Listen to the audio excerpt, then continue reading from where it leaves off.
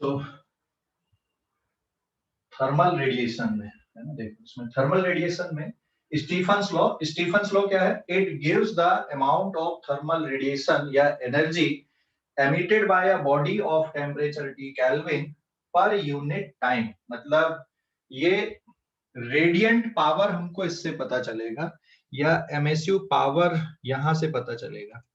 तो मैं इसको दो तरह से डिफाइन कर रहा हूँ, एक एमएसयू पावर के टर्म पे और एक रेडियंट पावर के टर्म पे। तो सपोज ये कोई बॉडी है,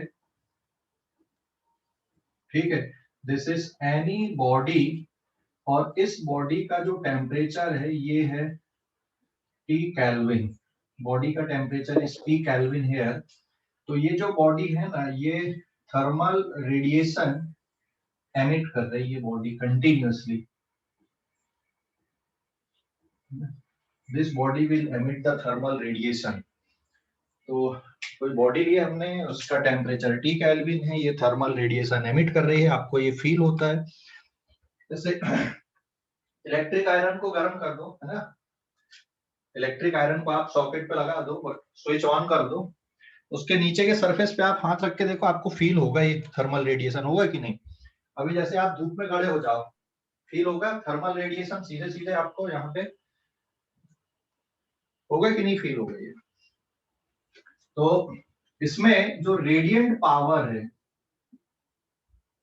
radiant power radiant power P मतलब dQ अपॉन dt या फिर delta Q upon delta T। तो इसकी यूनिट आएगी joule per second.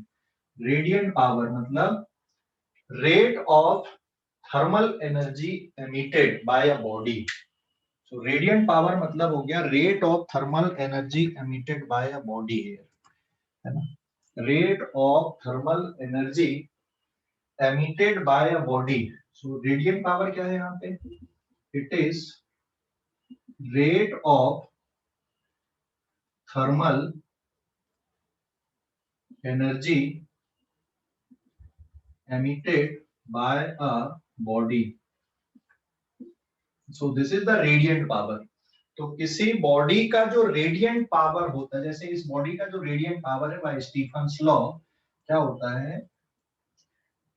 This power P is proportional to emissivity, surface area of body and temperature kelvin में चाहिए इसकी power 4, मतलब एब्सोल्यूट टेम्परेचर की पावर 4 के ये प्रोपोर्शनल होता है। तो जो रेडियंट पावर होता है किसी बॉडी का, कौन कौन से फैक्टर पे ये डिपेंड कर रहा है?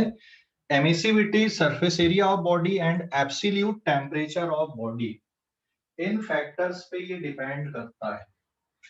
और जब आप प्रोपोर्शनलिटी का साइन हटाओगे तो फिर कांस्टेंट लगा दोगे। What is E here? E is emissivity. What is A? It is surface area of body. Surface area of body.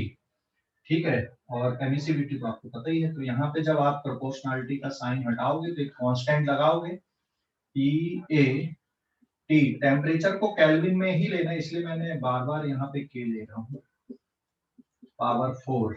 And T क्या है यहाँ पे? T is temperature in kelvin, जिसको आप एब्सोल्यूट टेम्परेचर भी बोलते हो। So this is the Stefan's law. ये स्टीफन्स लॉ है। जो रेडियंट पावर होता है बॉडी का वो ये होता है। अभी सिग्मा के बारे में बता दो। What is sigma here? Sigma is Stefan's constant. Sigma यहाँ पे स्टीफन्स कांस्टेंट है। इसकी वैल्यू कितनी होती है, डायमेंशनल फार्मूला क्या है, यूनिट क्या है, वो अपन देख ले रहे हैं।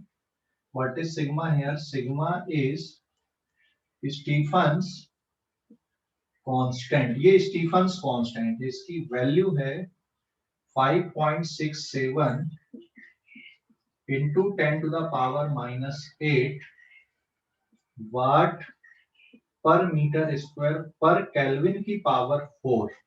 देखो वाट में कैसे आ गया? पावर की यूनिट क्या? रेडियंट पावर की यूनिट वाट है, तो ये हो गया वाट आपका।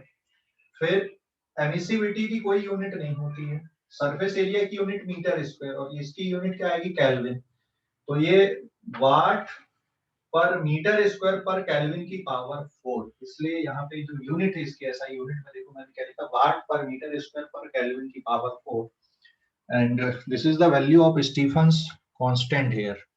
ठीक है, ये स्टीफन्स कांस्टेंट की वैल्यू है 5.67 into 10 to the power -8 वाट पर मीटर स्क्वायर पर केल्विन की पावर 4। अगर आप डायमेंशनल फार्मूला देखोगे तो वाट मतलब जूल पर सेकंड, यहाँ पे इसके लिए डायमेंशनल फार्मूला वाट पर मीटर स्क्वायर पर केल्विन की पावर 4, तो जूल पर सेकंड m1 L2 T-2 और अपॉन T, ये हो जाएगा वाट के लिए, पावर के लिए, और मीटर स्क्वायर के लिए L स्क्वायर, और K को ऐसे ही लिखा रहने दो। So the dimensional formula will be m की पावर 1, L की पावर 0, T की पावर -3 and K की power -4। So this is the dimensional formula of Stefan's constant। ठीक है, ये डायमेंशनल फार्मूला हो गया स्टीफन्स कांस्टेंट का।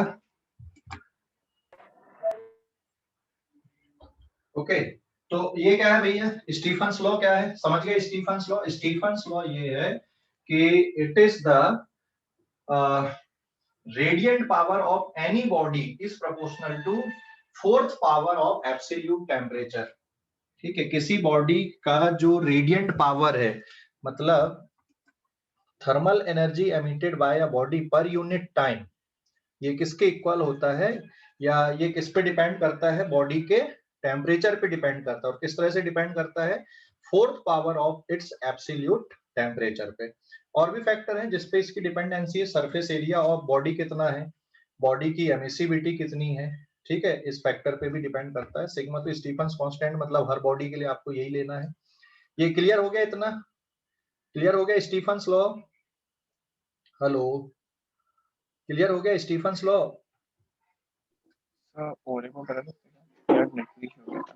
क्या बेटा?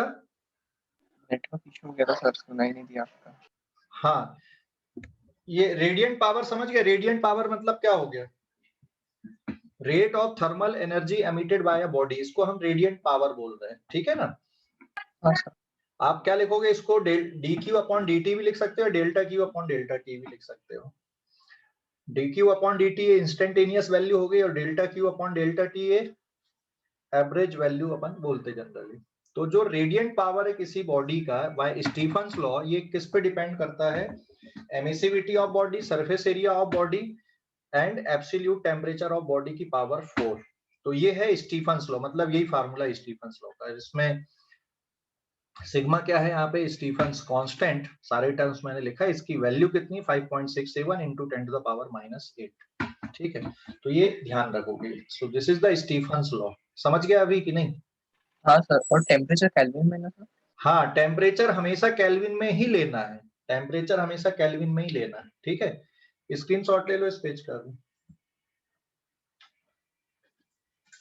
स्क्रीनशॉट ले लो इस पेज का, ले लिए? हाँ sir.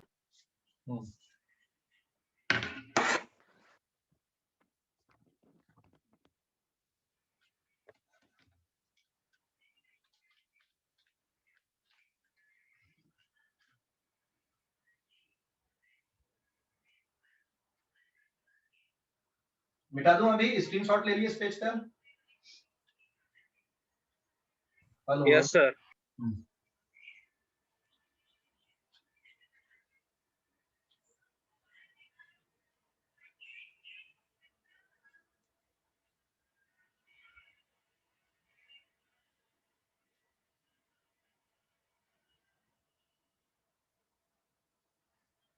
Now this is page number 2। देखो पेज नंबर 2 पे अभी मैं फिर से लिखूं, यहाँ पे स्टीफन्स लॉ को आप दो तरह से लिख सकते हो। First, radiant power P equals to D Q upon D T या delta Q upon delta T, sigma into epsilon into T, kelvin में लेना है, एंड पावर 4। ठीक है, एक तो ये हो गया इसका रेडिएंट पावर। तो ये जो रेडियंट पावर है ये किस में मेजर होगा, आपका जूल पर सेकंड में मेजर होगा। दिस इज इन जूल पर सेकंड, जिसको आप कलेक्टिवली क्या बोलते हैं, वाट बोलते हैं। तो रेडियंट पावर आपका आएगा जूल पर सेकंड में या फिर वॉट। एंड दूसरा आप इसको एमएसयू पावर के टर्म पे भी लिख सकते हो। एमएसयू पावर, एमएसयू पावर के टर्म पे भी लिख सकते हो। MSU power P is power divided by area, मतलब dq upon area into dt। ये एमएसयू पावर डिफाइन किए थे अपन ने कल की क्लास में। MSU power is rate of thermal energy emitted पर unit time per unit area, इसको हम एमएसयू पावर बोलते हैं। तो एमएसयू पावर में देखो ये आ जाएगा sigma into E into absolute temperature power 4। तो radiant power depends on surface area of body, but जो एमएसयू पावर है वो सरफेस एरिया ऑफ बॉडी पे डिपेंड नहीं करता।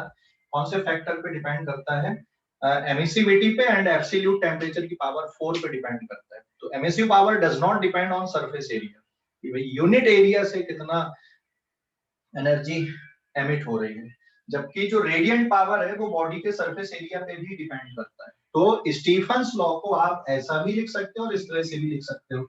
इसकी यूनिट क्या आएगी, एमएसयू पावर की यूनिट, इसकी यूनिट रहती है वाट पर मीटर स्क्वायर या फिर जूल पर मीटर स्क्वायर इनटू सेकंड, ये इसकी यूनिट होती है। सो ध्यान रखो, स्टीफन्स लॉ को आप रेडियंट पावर के टर्म पे भी लिख सकते हो और एमएसयू पावर के टर्म पे भी लिख सकते हो। दोनों तरीके से हम इसको लिख सकते हैं।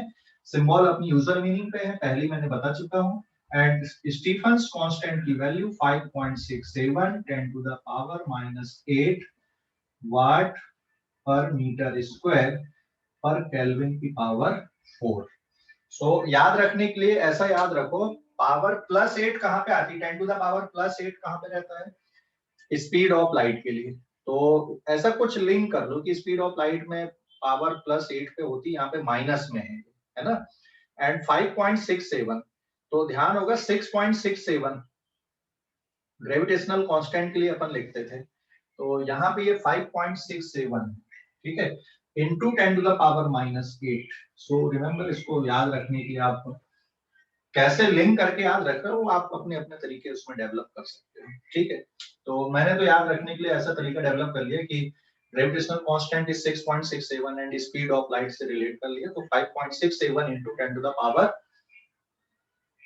-8 है ना। तो ये ऐसे याद आपको रखना है। क्लियर हो गया बेटा, क्लियर हो गया इतना? Yes sir.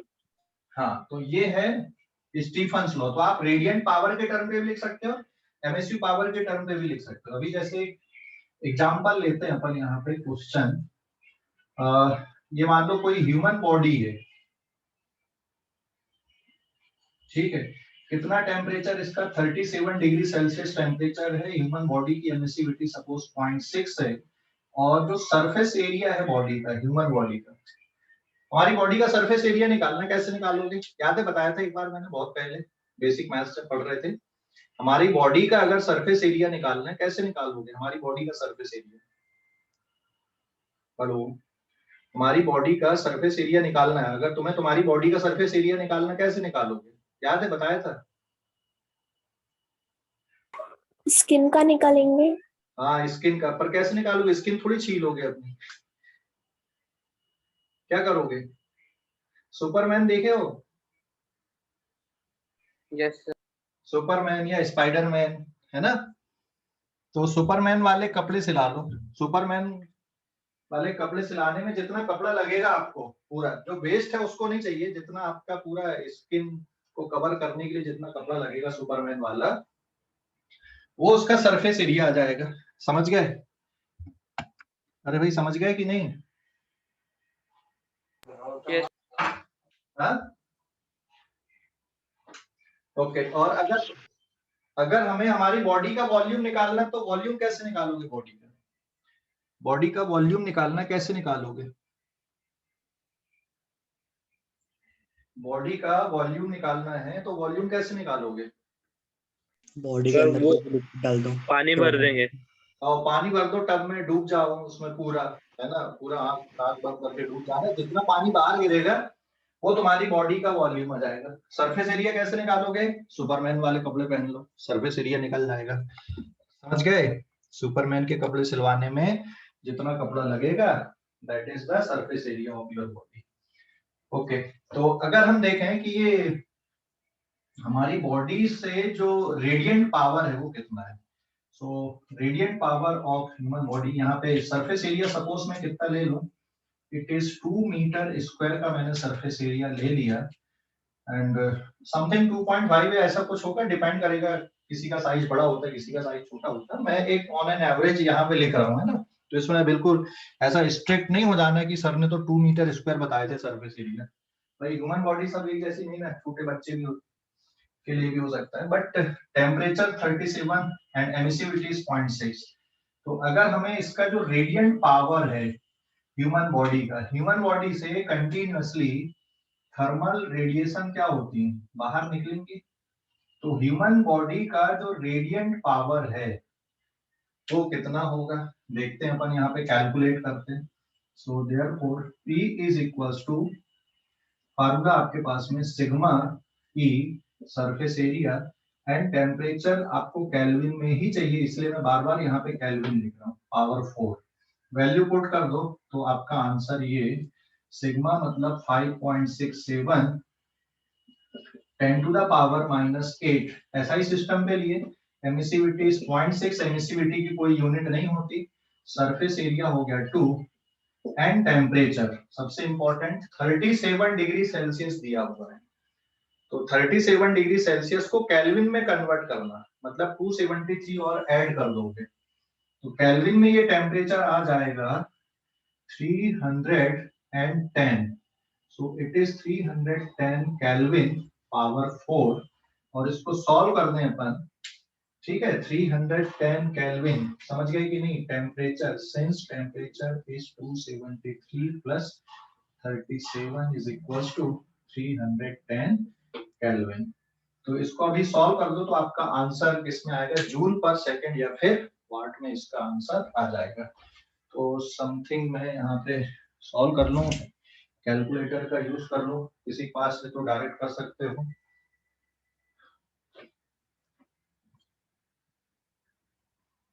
It is 628.4,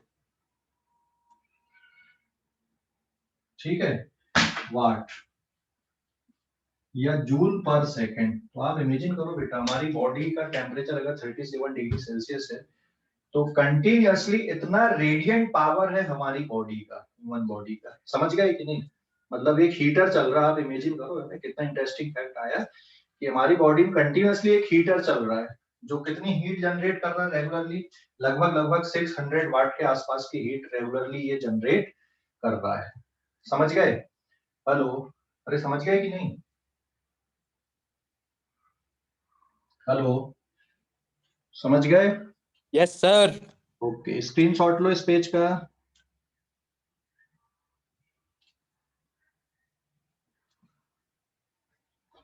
screenshot ले लो इस पेज का, कोई डाउट है तो पूछो, आगे बढ़ेंगे अपन।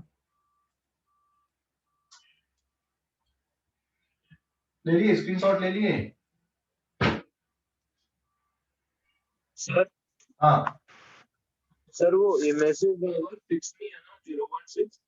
नहीं वो फिक्स नहीं है, वो कांस्टेंट नहीं है, अलग अलग बॉडी के लिए अलग अलग हो सकती है वो एमिसिविटी भी, एकदम कांस्टेंट नहीं है वो भी, सरफेस एरिया भी अलग अलग हो सकता है बॉडी पे, टेम्परेचर भी 37 में 36.8 हो सकता है, 36.9 हो सकता है, ये भी कांस्टेंट नहीं होते हैं, बट एवरेज इतना ही होता लगभग, है ना, समझ गए, एक स्टैंडर्ड यही हो गया टेम्परेचर का, तो ठीक है।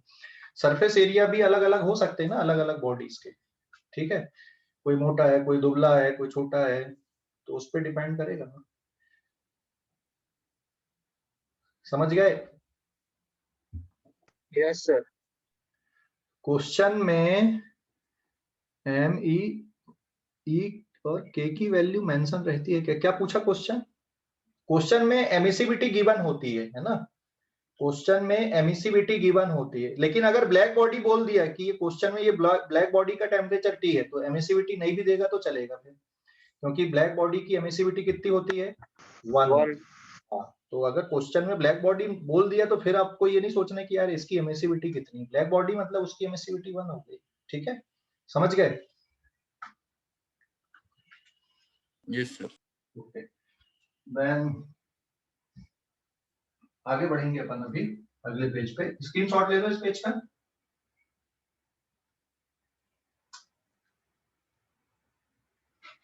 डन।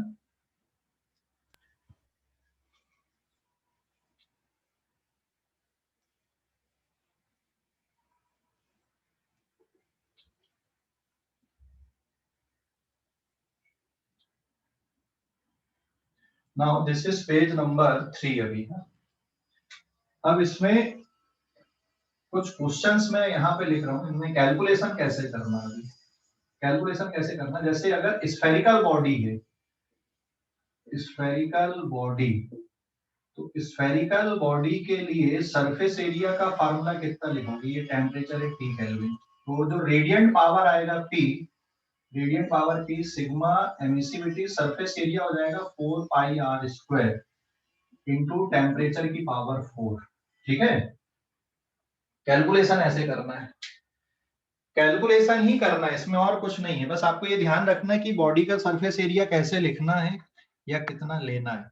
तो अगर कोई स्फेरिकल बॉडी है और ये पूरी स्फेरिकल बॉडी से थर्मल रेडिएशन एमिट हो रही है, तो जो रेडिएंट पावर आएगा इस स्फेरिकल बॉडी का, इसमें सिग्मा E इंटू 4 पाई r स्क्वायर इंटू टी की power 4।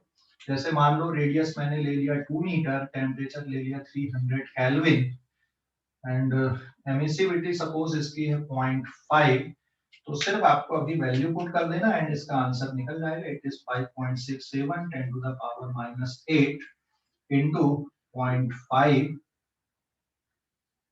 Into 4 pi, radius is 2 square and temperature is 300 power 4। तो इसको जब सॉल्व करोगे तो जो भी आंसर आएगा वो जूल पर सेकंड या फिर वाट में इसका आंसर आ जाएगा आपका। ठीक है, तो डिपेंड करेगा सरफेस एरिया कैसा, सरफेस एरिया भी ध्यान रखना। अगर स्फेरिकल बॉडी तो सरफेस एरिया हो जाएगा 4 पाई r स्क्वायर। दूसरा ये है स्फेरिकल बॉडी, अगर मान लो मैं यहाँ पे स्फेरिकल बॉडी की जगह पे क्यूबिकल बॉडी ले लूं, ऐसा एक क्यूबिकल बॉडी है, तो क्यूबिकल बॉडी का सरफेस एरिया कितना आएगा फिर। क्यूबिकल बॉडी अगर ले लिया, इसकी साइड ये A है, this is a cubical body, temperature is T kelvin, तो फिर इसका सरफेस एरिया कितना आएगा, इसका रेडियंट पावर कितना आएगा, it is sigma into E into 6a square into T की पावर 4। समझ गए? तो क्यूबिकल बॉडी का सरफेस एरिया 6a स्क्वायर हो गया, स्फेरिकल बॉडी का सरफेस एरिया 4 पाई r स्क्वायर हो गया। और अगर मान लो मैं हेमी स्फेरिकल बॉडी ले लूं, हेमी स्फेरिकल बॉडी,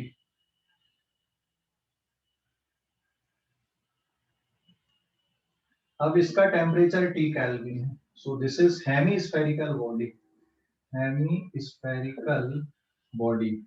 ठीक है, अब इसमें जो थर्मल रेडिएशन वो इधर से ये, इसमें थर्मल रेडिएशन आ रही है ऐसे ना, ये सभी फेज से थर्मल रेडिएशन आएंगे। ठीक है, तो हेमी स्फेरिकल बॉडी के लिए कितना एरिया लिखोगे बताओ जरा।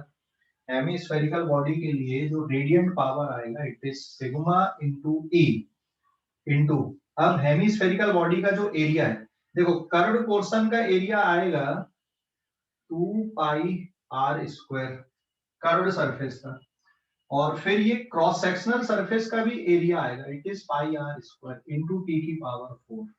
तो पाई r स्क्वायर ये क्रॉस सेक्शनल फेस का जो एरिया है ये है पाई r स्क्वायर, और ये वाला जो कर्व्ड सरफेस है इसका एरिया कितना हो गया 2 पाई r स्क्वायर हो गया। So total surface area of a hemisphere अगर आप देखोगे तो it is 3 pi r square. तो ये कैलकुलेशन करते टाइम आपको मिस्टेक्स नहीं करनी है ना। अगर हम सिलेंड्रिकल बॉडी ले लें, फॉर एग्जांपल अगर मैंने सिलेंड्रिकल बॉडी लिया यहाँ पे, तो सिलेंड्रिकल बॉडी के लिए जो रेडियंट पावर आएगा वो कितना होगा। सिलेंड्रिकल बॉडी है, इसकी रेडियस r है, h इसकी हाइट है मान लो, है ना। This is the cylindrical body, cylinder के लिए, एंड इसका टेम्परेचर मान लो T केल्विन है। तो इसके लिए जो रेडियंट पावर आएगा, ये कितना आएगा सिलेंड्रिकल बॉडी के लिए? So radiant power will be sigma into E surface area. अब इसमें curved surface area 2 pi r into h, और जो क्रॉस सेक्शनल फेस के एरिया है, दो क्रॉस सेक्शन, इसलिए 2 पाई r स्क्वायर और इंटू T की पावर 4, मतलब एब्सोल्यूट टेम्परेचर की पावर 4। सो कैलकुलेशन करते टाइम आपको ध्यान रखना है ना। तो जो सिलेंड्रिकल बॉडी, उसका जो total surface area, this is the cylindrical body, ये क्रॉस सेक्शनल फेस हो गया, क्रॉस सेक्शनल फेस का हो गया पाई r स्क्वायर इधर का, पाई r स्क्वायर इधर का हो गया, एंड फिर ये हो जाएगा आपका कर्व्ड सरफेस। तो कर्व्ड सरफेस में देखो सरकमफ्रेंस हो गई 2 पाई r, और ये वाला पोर्शन हो गया आपका लेंथ, मतलब इसको अगर आप खोलोगे तो एक प्लेन शीट आपकी बन जाएगी, है ना। दिस इज जस्ट लाइक अ,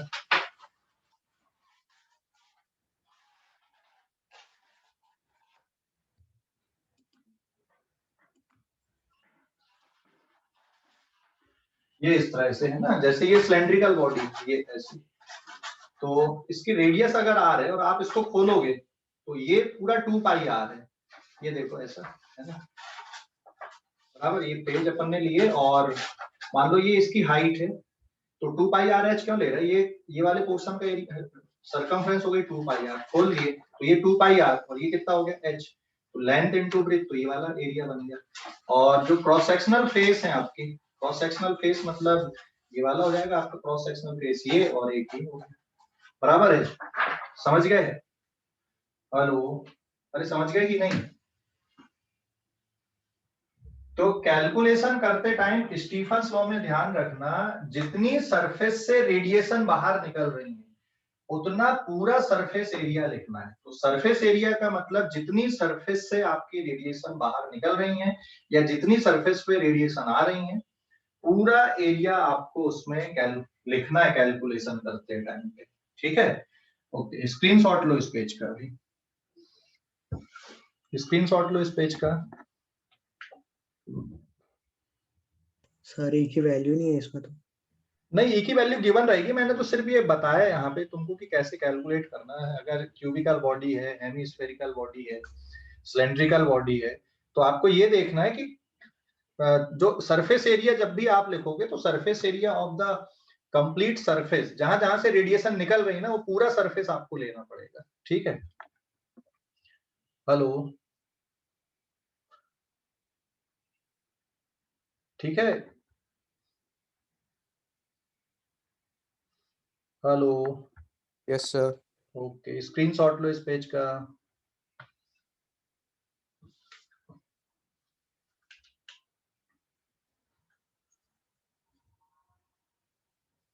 ले लिए स्क्रीनशॉट, ले लिए, अगले पेज पे जा रहे हैं, पेज नंबर 4 पे।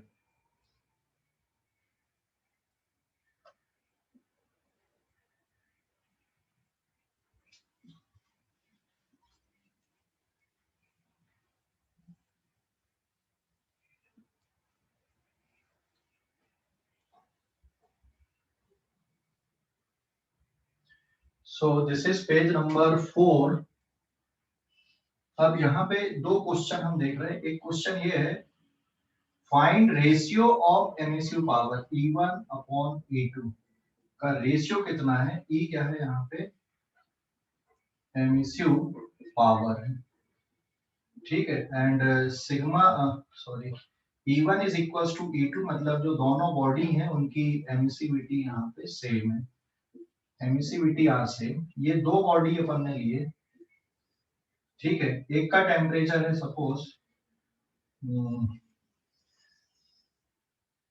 327 डिग्री सेल्सियस और एक का टेम्परेचर है 527 डिग्री सेल्सियस। तो ये दो बॉडी हैं, this is body 1 and this is body 2। तो दोनों बॉडी के एमिसिव पावर का रेशियो कितना होगा। एक का टेम्परेचर 327, दूसरे का टेम्परेचर 527 डिग्री सेल्सियस, तो इनकी एमिसिविटी का रेशियो कितना आएगा। तो कैसे कैलकुलेट कर दोगे एमिसिव पावर। अब एमिसिव पावर का मतलब आएगा E1 upon E2, it is sigma E1 and temperature की पावर 4, T1 की power 4 and it is sigma into E2 T2 की पावर 4। तो ये टर्म आपका हो जाएगा कैंसिल, लेकिन टेम्परेचर आपको डिग्री सेल्सियस में नहीं रखना है, मैं बार बार रिपीट कर रहा हूँ, टेम्परेचर आपको केल्विन में ही रखना है। तो केल्विन में टेम्परेचर 327 मतलब 273 प्लस 327 की power 4 whole divided by 273 plus 527 power 4। तो हमेशा टेम्परेचर आपको केल्विन में ही लेना है। तो ओवरऑल ये कितना हो गया यहाँ पे 600 डिवाइडेड बाय ये कितना हो जाएगा यहाँ पे 800 एंड पावर 4, ये 2 जीरो से 2 जीरो कैंसिल आउट हो गए, यहाँ पे कितना बचेगा ये 3 by 4 की power 4, so it comes out to be 81 and upon 256। तो ये रेशियो है इनके एमएसयू पावर का। ठीक है, अब एक और क्वेश्चन जिसमें नेट रेट ऑफ, एक और क्वेश्चन है यहाँ पे, find the net rate of loss of thermal radiation, ठीक है, find the net rate of loss of thermal radiation या फिर नेट रेट ऑफ एमिशन और net rate of emission, thermal radiation. तो सपोज यहाँ पे मैंने कोई बॉडी लिया, बॉडी का टेम्परेचर है T केल्विन और T not is surrounding temperature, ये है सराउंडिंग टेम्परेचर, ये बॉडी का टेम्परेचर है T केल्विन, सराउंडिंग का टेम्परेचर है T नॉट। बॉडी का टेम्परेचर सपोज 127 डिग्री सेल्सियस है, सराउंडिंग का टेम्परेचर सपोज 27 डिग्री सेल्सियस है। क्या होगा इसमें, what is the net rate of heat loss या फिर नेट रेट ऑफ एमिशन कितना है। देखो एक प्रोसेस हमेशा साथ में चलती है, कोई भी बॉडी अगर कहीं है उसका टेम्परेचर 0 केल्विन से ज्यादा है तो वो हमेशा थर्मल रेडिएशन एमिट भी करेगी और एब्जॉर्ब भी करेगी। ऐसा नहीं कि सिर्फ एमिशन होगा एब्जॉर्प्शन नहीं होगा, थर्मल रेडिएशन का एमिशन भी होता है और एब्जॉर्प्शन भी होता है। जैसे हमारी बॉडी की अगर हम बात करें तो हमारी बॉडी थर्मल रेडिएशन को एमिट भी कर रही है और एब्जॉर्ब भी कर रही है, थर्मल रेडिएशन को एमिट भी करती है और एब्जॉर्ब भी करती है, कंटिन्यूअस प्रोसेस है, ठीक है, साइमल्टेनियस प्रोसेस है। हमें कंफर्टेबल कब फील होता है, जब हमें ना तो ठंडी लगती ना गर्मी लगती, मतलब बिल्कुल कंफर्टेबल कब फील होता है, जब हमारी बॉडी से जो थर्मल रेडिएशन जितनी निकल रही है उतनी ही अगर हमारी बॉडी पे आ रही सराउंडिंग से तो हमें बिल्कुल कंफर्टेबल फील होगा, ना हमें ठंडी लगेगी ना हमें गर्मी लगेगी। गर्मी कब लगती है, जब सराउंडिंग से थर्मल रेडिएशन ज्यादा एब्जॉर्ब होती है और हमारी बॉडी एमिट कम करती है तो हमें गर्मी लगने लगती है। हमें ठंड कब लगती है, जब हमारी बॉडी से थर्मल रेडिएशन ज्यादा एमिट होती है और एब्जॉर्प्शन कम होता है तो हमें ठंड लगती है। तो ये एक हमेशा प्रोसेस है, साइमल्टेनियस प्रोसेस है ना, कि जो बॉडी होती है वो अगर उसका कुछ टेम्परेचर है तो वो थर्मल रेडिएशन एमिट भी करेगी और सराउंडिंग से थर्मल रेडिएशन को एब्जॉर्ब भी करेगी। तो यहाँ पे भी ये जो बॉडी है ये अपने खुद के टेम्परेचर के कारण ये थर्मल रेडिएशन को एमिट भी कर रही है और सराउंडिंग का टेम्परेचर होने के कारण ये सराउंडिंग से थर्मल रेडिएशन को एब्जॉर्ब भी करती है। तो ये जो पोर्शन हो गया ये एब्जॉर्प्शन के लिए हो गया और जो रेड कलर से मैंने बनाया ये किसके लिए हो गया, एमिशन के लिए हो गया। ठीक है, तो एमिशन एंड एब्जॉर्प्शन ये साइमल्टेनियस प्रोसेस होती है।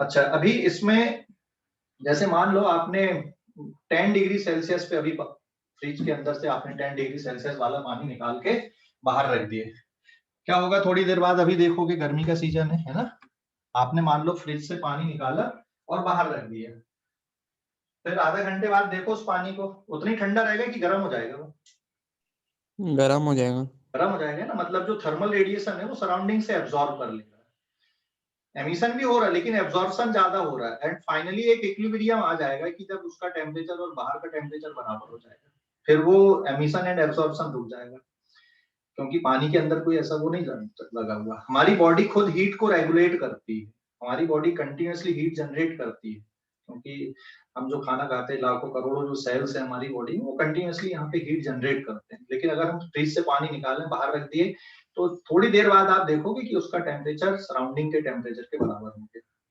या फिर आप पानी गर्म कर दो 100 डिग्री सेल्सियस पे, फिर बाहर छोड़ दो उसको, पानी ठंडा होने लगेगा धीरे धीरे, है ना, और 1-2 घंटे बाद देखोगे कि उसका जो टेम्परेचर है वो नॉर्मल हो गया, आपके रूम टेम्परेचर के आसपास आ गया। तो ये एक कंटिन्यूअस प्रोसेस होती है, एमिशन एंड एब्जॉर्प्शन। तो नेट रेडिएंट पावर अगर मैं बात करूं यहाँ पे, net radiant power is emission minus absorption, है ना। तो कितना ये एमिट कर रहा है एंड माइनस कितना ये एब्जॉर्ब कर रहा है। तो it is sigma into E into surface area and T की power 4 sigma into E into surface area T naught की पावर 4। तो यहाँ पे देखो, एमिशन में बॉडी का टेम्परेचर लेना है और जो नेट रेट ऑफ एब्जॉर्प्शन है उसमें आपको सराउंडिंग का टेम्परेचर लेना है। तो इसको हम सिंप्लीफाई करके सिग्मा ई इंटू ए इसको कॉमन ले लें, लेकिन टेम्परेचर आपको केल्विन में ही चाहिए, ध्यान रखना, ठीक है, and minus T naught power 4। तो इससे आपका ये पूरा कैलकुलेशन आएगा, net rate of heat loss आप निकाल सकते हो। चलो मैं यहाँ पे क्वेश्चन में बॉडी का सरफेस एरिया कुछ ले लेता हूँ। Suppose surface area of body is 2 meter square and body की जो एमिसिविटी है इट इज 0.5 है। तो जो net rate of heat loss है, net rate of heat loss मतलब dq upon dt is equals to 5.67 10 to the power minus 8 and emissivity is 0.5, area is 2। यहाँ पे बहुत केयरफुल रहना। अभी ये टेम्परेचर कितना आएगा, it is of 400 power 4 minus 300 power 4। इसको सॉल्व कर दोगे तो जो भी आंसर मिलेगा आपका ये जूल पर सेकंड में मिलेगा।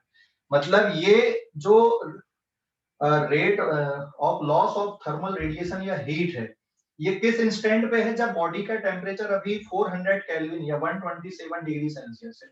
जस्ट इसके कुछ देर बाद इसका टेम्परेचर कम होगा, तो ये जो नेट रेट है वो कम हो जाएगा यहाँ पे, और टेम्परेचर कम होगा तो ये और कम होगा। तो ये कांस्टेंट नहीं है यहाँ पे। हाँ, अगर किसी तरह से हम इसके टेम्परेचर को फिक्स कर दें, कांस्टेंट कर दें यहाँ पे 127, कोई मशीन लगा दे, कोई हीटर लगा दे जिससे इसका टेम्परेचर यहाँ पे कांस्टेंट रहे, तो फिर आप ये जो वैल्यू है ये कांस्टेंट बनी रहेगी यहाँ पे, net rate of heat loss फिर ये कांस्टेंट बना रहेगा। अदरवाइज अगर इसमें कोई आपने हीटर नहीं लगाया हो, इसका टेम्परेचर धीरे धीरे डिक्रीज होता जाएगा, तो ये जो डिफरेंस है ये भी आपका क्या होता जाएगा, यहाँ पे डिक्रीज होता जाएगा ये, है ना। तो जो net rate of heat loss है ये भी कांस्टेंट नहीं रहेगा अगर ये टेम्परेचर यहाँ पे कांस्टेंट नहीं है।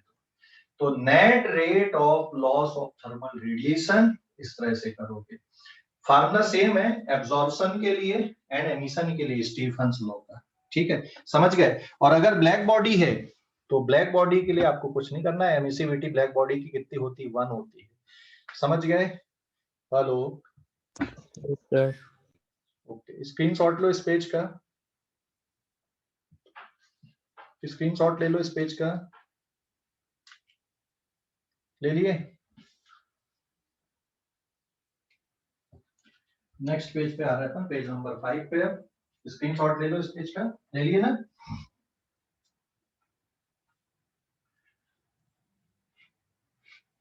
ले लिए, स्क्रीनशॉट ले लिए। हाँ सर, अगर ये क्वेश्चन के प्लीज, अगर ये बॉडी को पहले पानी में डाल दिए तो उसके जो सरफेस एरिया रहेगा वो तो चेंज होगा ना, जिससे बॉडी क्या बेटा, क्या क्या क्या क्या फिर से पूछ। सर, अगर इसको पहले पानी में डाल दिए वाली बॉडी को। हाँ हेलो सर, आवाज आ रही? नहीं, आवाज बराबर नहीं आ रही ना, कुछ बाहर की आवाज आ रही, डिस्टरबेंस वाली आवाज आ रही। सर अभी आ रही है? अभी भी डिस्टरबेंस आ रहा बेटा। हाँ, तो मैं अभी आगे बढ़ रहा हूँ इस पे। हाँ,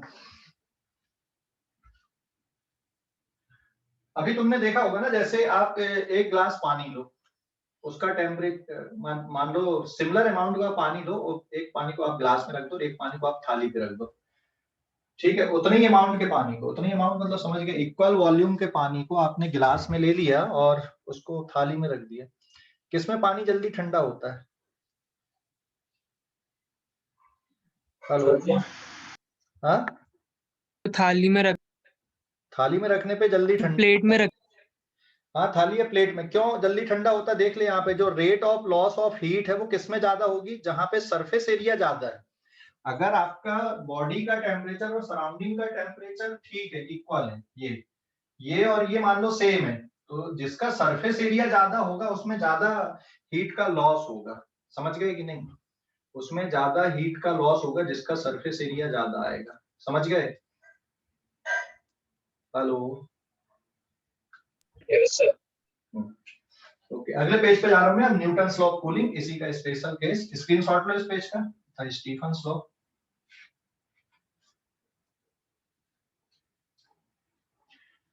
हो गया? अगले पेज पे जा रहे हैं। सर एक क्वेश्चन, क्या बोल? एक क्वेश्चन है हाँ, सर, फिर सन का कैसे होता होगा? क्या चीज बेटा? सर भी एमिट भी करता होगा और एब्जॉर्ब भी करता होगा ना? हाँ, एब्जॉर्ब भी कर रहा है, क्योंकि अभी देखो आपके यूनिवर्स में कितने सारे स्टार्स हैं, कितना कुछ है, उनकी भी तो रेडिएशन आ रही है ना। Yes sir. तो सन भी एमिट भी कर रहा है और एब्जॉर्ब भी कर रहा है, लेकिन जो स्टार्स वगैरह हैं वो सन से बहुत दूर दूर हैं। तो जितना उसमें एब्जॉर्प्शन हो रहा है उसके कंपैरिजन में बहुत बहुत ज्यादा एमिशन हो रहा है। बात समझ गए? क्योंकि यस सर। सन की सराउंडिंग का जो टेम्परेचर है वो बहुत कम है उसके कंपैरिजन में, उसके खुद के टेम्परेचर के कंपैरिजन में। समझ गए अभी? Yes sir. सर ये ह्यूमन बॉडी में भी होता है क्या? हाँ, ह्यूमन बॉडी में भी होता है, ये तो ह्यूमन बॉडी पे भी आएगा ये। अगर जैसे अपनी बॉडी का टेम्परेचर 37 है और बाहर का टेम्परेचर 27 है, तो हमारी ह्यूमन बॉडी के लिए भी है, तो हमारी ह्यूमन बॉडी के लिए भी हम इस तरह से लिखेंगे। ठीक है, समझ गए? सर हाँ, सर जब अपन लोग ज्यादा एनर्जी इमिट करेंगे तो अपनी बॉडी पे क्या इफेक्ट पड़ता है? ज्यादा एनर्जी अगर एमिट करेंगे तो क्या इफेक्ट पड़ेगा? कोई ऐसा इफेक्ट नहीं पड़ेगा, आपको भूख लगेगी। इसलिए देखा होगा तुमने ठंड के दिनों में ज्यादा भूख लगती है। ओके। समझ गए क्यों ज्यादा भूख लगती है ठंड के दिनों में, या जल्दी खाना पच जाता है? क्योंकि हमारी बॉडी को ज्यादा हीट जनरेट करनी पड़ती है उतने टेम्परेचर को मेंटेन रखने के लिए, है ना? क्योंकि रेट ऑफ एमिशन ज्यादा हो जाता है, सराउंडिंग का टेम्परेचर कम है। हमारी बॉडी का टेम्परेचर ऐसा थोड़ी कि ठंडी है तो कम हो जाएगा, गर्मी ज्यादा। हमारी बॉडी का टेम्परेचर फिक्स है, चाहे ठंडी हो चाहे गर्मी, है ना, या बरसात हो। सराउंडिंग टेम्परेचर में फर्क पड़ता है। हमारी बॉडी का सरफेस एरिया भी फिक्स है, एमिसिविटी भी फिक्स है। तो जैसे जैसे आपके जो टेम्परेचर चेंज होते हैं वेदरिंग कंडीशन में, ये उसके अकॉर्डिंग जो एमिशन की जो रेट है, net rate of heat loss है या एब्जॉर्प्शन है, वो बदलता है ना? इसलिए आपने देखा होगा ठंड में आपको ज्यादा भूख लगती है, कुछ भी खाओ आप जल्दी पचता है। क्यों? क्योंकि बॉडी को ज्यादा हीट की जरूरत पड़ती है, ज्यादा हीट जनरेट करनी पड़ती है, तो ज्यादा एनर्जी कंज्यूम करेगी इसलिए। ठीक है? और ऐसे फिर आपको गर्मी में देखा होगा आपने, बोलते ही ज्यादा पानी पियो, लेकिन खाने से ज्यादा उसमें फिर पानी की, क्योंकि जो नेट रेट ऑफ हीट का जो लॉस है वो उतना नहीं है यहाँ पे गर्मियों के दिनों में। टेम्परेचर ज्यादा हो जाता है सराउंडिंग का भी। तो आप जैसे ठंडियों में मान लो आप 4 रोटी खा रहे थे, तो गर्मी में हो सकता है आप 3 रोटी पे काम हो जाए आपका, अगर आपकी जो नॉर्मल एक्टिविटीज हैं जैसी आपकी ठंडी में थी, जैसी आपकी गर्मी में है। ठीक है? तो इसलिए वो ठंड के दिनों में ऐसा होता है। अभी समझ गए? हेलो, अरे समझ गए? Yes sir. अगले पेज पे जा रहा हूँ मैं, स्क्रीनशॉट हो गया इस पेज का। नेक्स्ट है Steve yes sir. Newton's law of cooling. हाँ,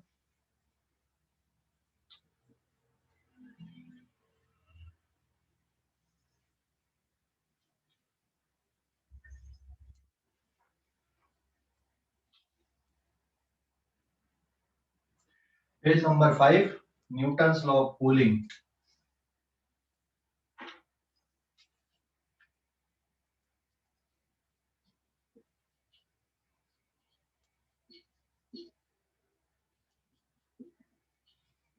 न्यूटन्स लॉ ऑफ कूलिंग। अब इसमें भी कुछ ऐसा नया नहीं है, ये स्टीफन्स लॉ का ही स्पेशल केस है। तो यहाँ पे मैं लिख दूं, it is a special case of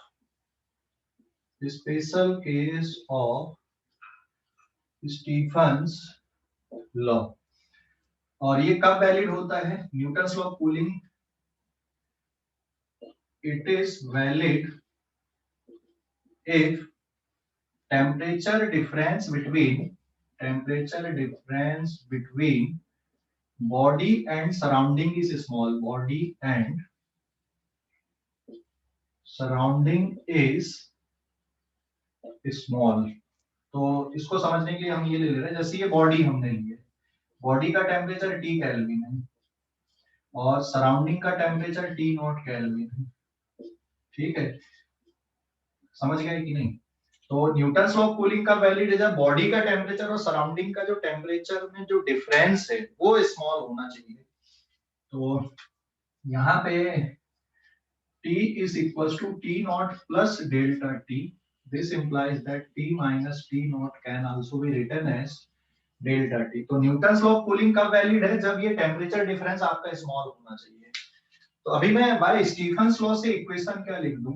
bye Stefan's law से जो इक्वेशन लिखेंगे अपन, net rate of loss of thermal radiation मतलब dq upon dt will be given by sigma into a into t की power 4 minus t naught power 4, यही आएगा ना, net rate of heat loss. So this is net rate of heat loss या net rate of loss of thermal radiation by a body. ठीक है, आप इसको ऐसा लिखोगे, net rate of heat loss को बाय स्टीफन्स लॉ। समझ गए?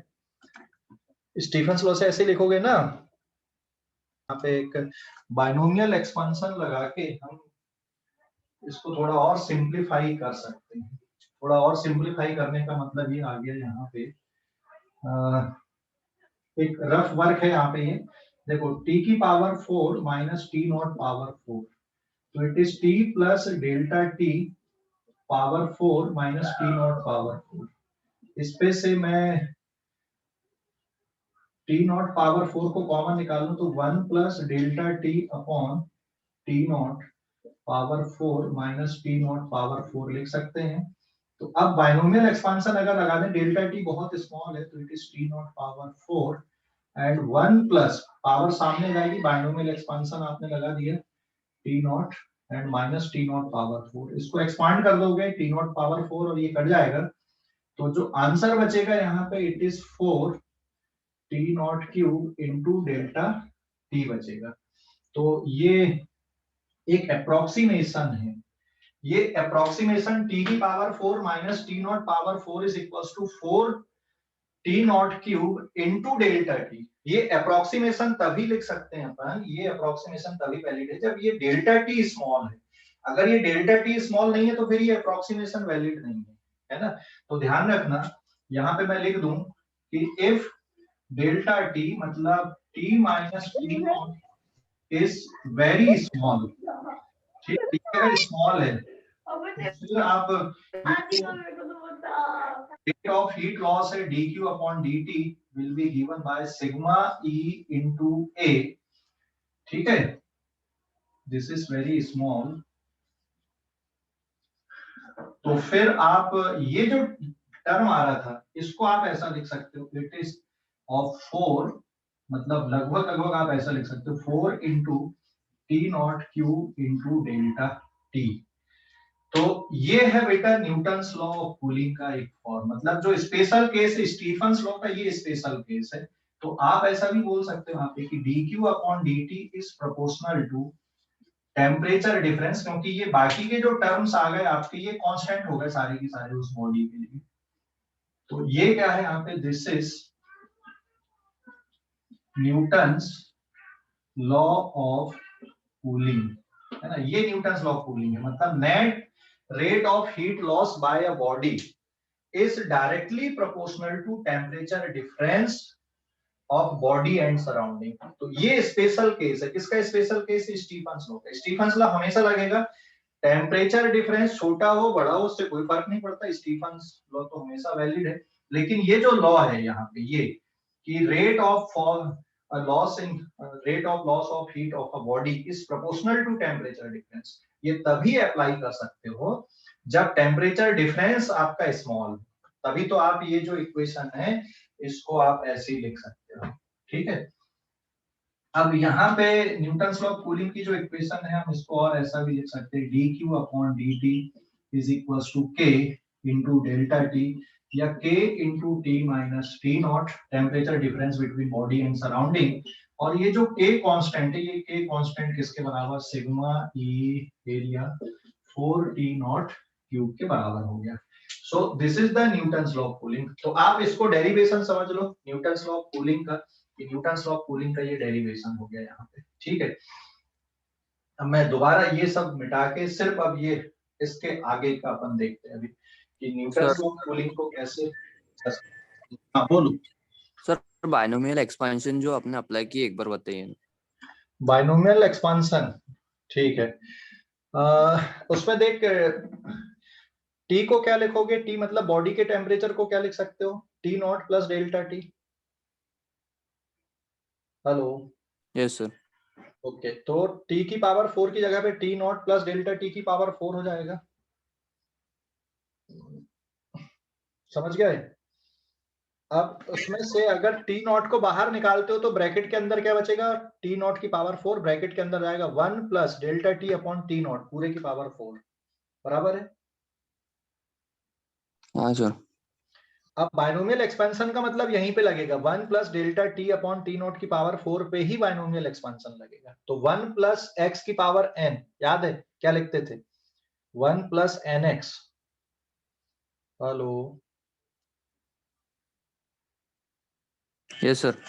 हाँ तो जो पावर होती है उसको सामने लिख देते हैं, तो 1 plus 4 into delta T upon T not हो गया, बराबर है। हाँ सर। अब टी नॉट की पावर 4 का अंदर मल्टीप्लाई करते चल, तो टी नॉट की power 4 plus 4 into T naught की power 4 into delta T upon T naught minus T naught की पावर 4। तो टी नॉट की पावर 4 वाला टर्म कैंसिल हो जाएगा, कितना बचेगा, 4 T not cube into delta T बचेगा, ठीक है। Yes sir. ओके स्क्रीनशॉट लो अब इस पेज का,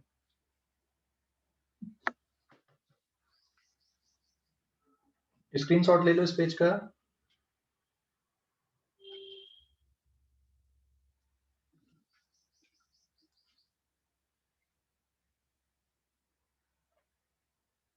ले लिए,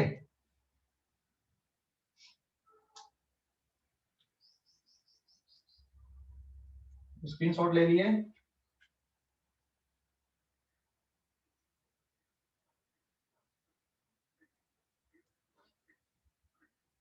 आगे बढ़ता हूं मैं अभी ना, न्यूटन लॉ ऑफ कूलिंग अब लिख रहे हैं अपन, अब ये सब मिटा देता हूं, ठीक है।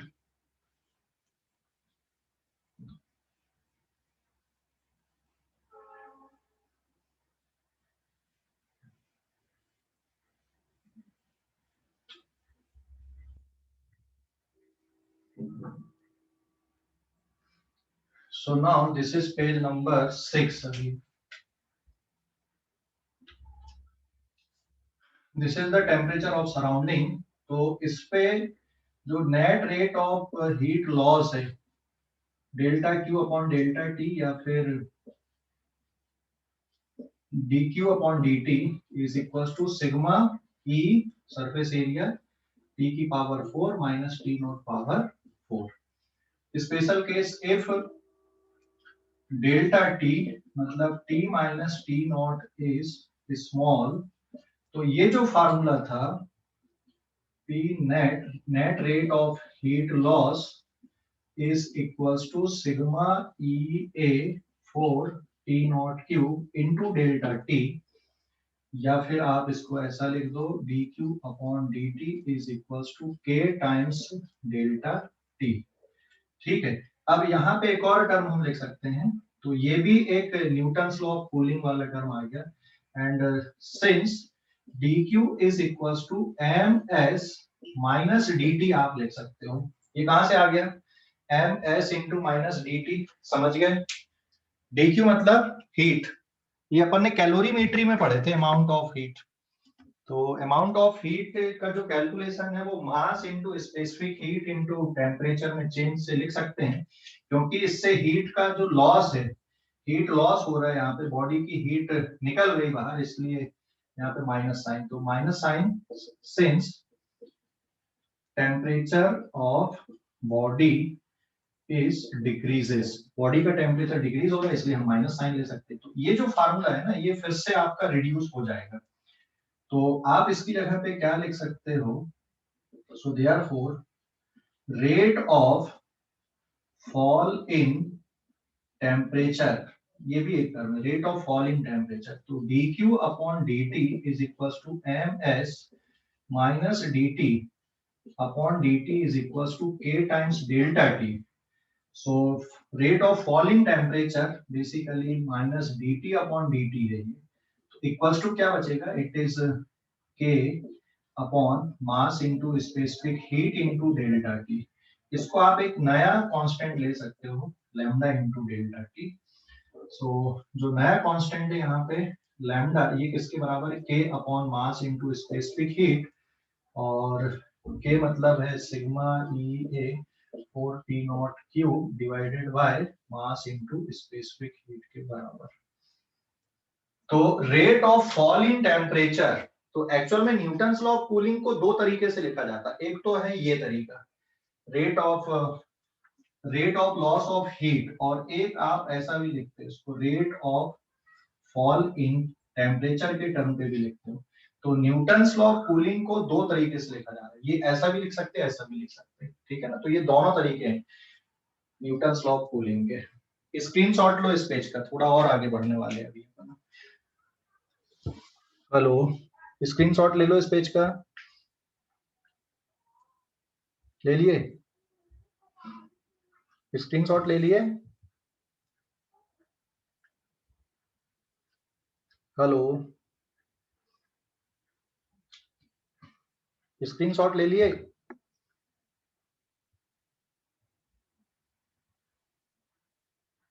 Yes sir.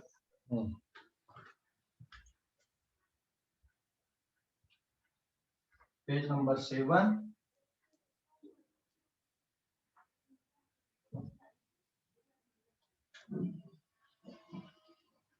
देखो अभी पेज नंबर 7, ये सब मिटा देता हूं मैं।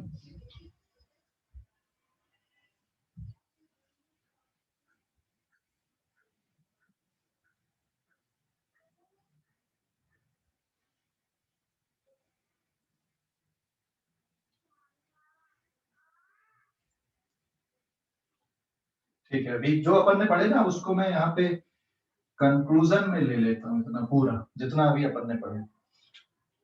तो कंक्लूजन ये आ गया न्यूटन्स लॉ ऑफ कूलिंग में कि ये मान लो बॉडी का टेम्परेचर है T केल्विन एंड सराउंडिंग का टेम्परेचर है T नॉट, ठीक है। तो सबसे पहले आप ये लिखेंगे net rate of heat loss, net rate of heat loss P is equals to dq upon dt, ठीक है। Net rate of heat loss, तो ये किसके बराबर है यहाँ पे, net rate of heat loss dq upon dt is equals to sigma E area T की power 4 minus T naught power 4।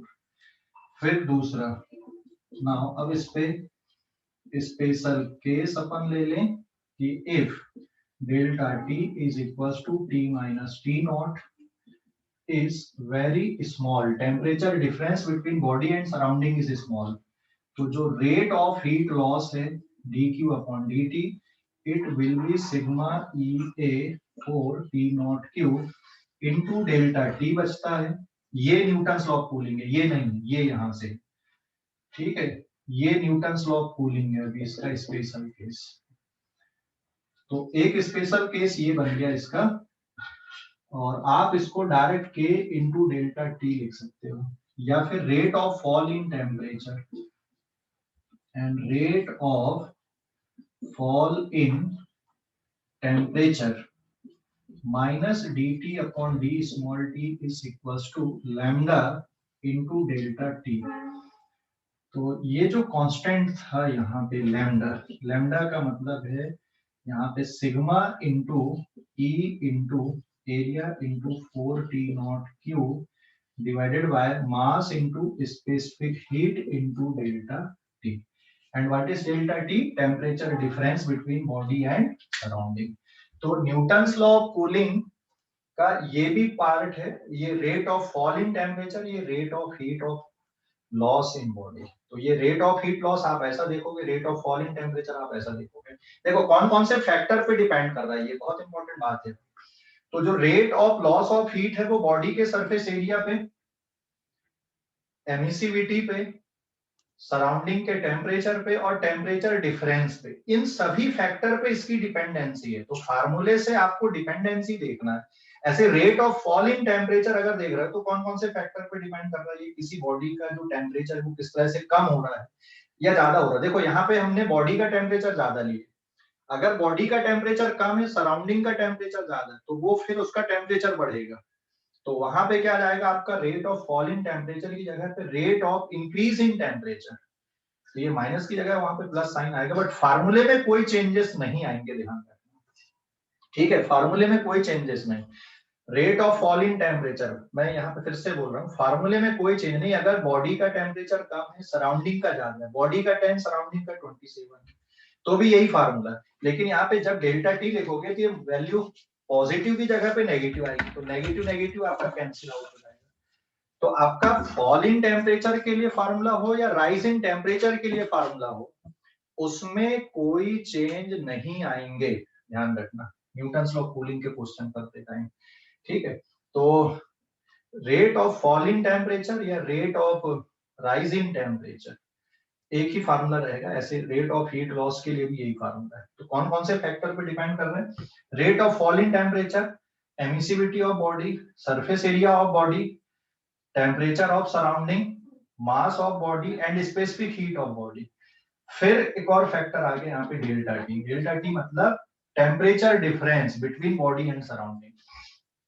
तो ये जो टेम्परेचर डिफरेंस आप लिखोगे यहाँ पे, ये आप एसआई सिस्टम पे लिखो या फिर सीजीएस पे लिखो, इस पे कोई फर्क नहीं पड़ता है। एसआई सिस्टम पे सॉरी आप डिग्री सेल्सियस में भी जो चेंज होता है वो फिक्स है, केल्विन के बराबर ही होता है। लेकिन यहाँ पे जो एब्सोल्यूट वाला जो टर्म है टी नॉट की पावर 3, ये हमेशा केल्विन पे लिखा जाएगा, ये डिग्री सेल्सियस पे नहीं रहेगा। लेकिन जो टेम्परेचर डिफरेंस है ये डिग्री सेल्सियस और केल्विन पे सेम होता है। तो rate of fall in temperature ये फैक्टर्स पे डिपेंड करता है, ध्यान रखोगे, इन फैक्टर्स पे इसकी डिपेंडेंसी है। Surface area of body, surrounding का temperature, mass of body and specific heat of body, ठीक है। समझ गए कि नहीं। जैसे मान लो यहाँ पे अपन ने एक ग्लास लिए है ना, सेम सरफेस एरिया, अब इसमें हमने सेम अमाउंट के 2 लिक्विड रखे, सराउंडिंग का टेम्परेचर भी टी नॉट है, समझ गए ना, इसका टेम्परेचर भी टी है, इसका टेम्परेचर भी टी है। ये फर्स्ट लिक्विड है, ये सेकंड लिक्विड है, लेकिन स्पेसिफिक हीट सेकंड की, फर्स्ट की ज्यादा, सेकंड की कम है। और दोनों के जो मास हैं लिक्विड के, m1 is equals to m2, surface area भी सेम हो गए, a1 is equals to a2, emissivity भी सेम है, e1 is equals to a2। तो rate of fall in temperature किसका ज्यादा है यहाँ पे बताओ जरा, rate of fall in temperature ज्यादा किसका, फर्स्ट लिक्विड का कि सेकंड लिक्विड का? सेकंड। स्पेसिफिक हीट अगर ज्यादा है तो rate of fall in temperature कम आएगा, स्पेसिफिक हीट अगर कम रहेगी तो rate of fall in temperature ज्यादा आएगा। तो जल्दी ठंडा कौन होगा, अगर हम सीधी सीधी बात करें तो इसमें जल्दी ठंडा कौन होगा, फर्स्ट और सेकंड में? सेकंड। सेकंड वाला जल्दी ठंडा होगा। तो जिसकी स्पेसिफिक हीट कम वो जल्दी ठंडा होगा, जिसकी स्पेसिफिक हीट ज्यादा है वो देर से ठंडा होगा, अगर इक्वल अमाउंट में ले रहे हैं अपन तो, ठीक है।